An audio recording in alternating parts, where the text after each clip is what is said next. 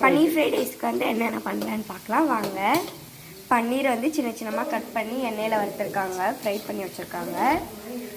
Green capsicum, red capsicum, yellow capsicum, கொஞ்சம் வந்து carrot, corn.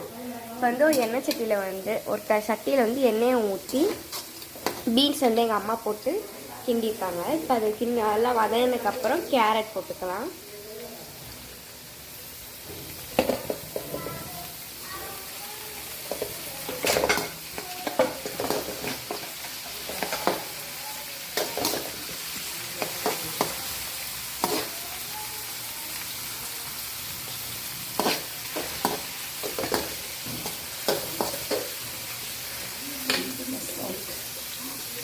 Salt கொஞ்சம் போட்டுக்கலாம்.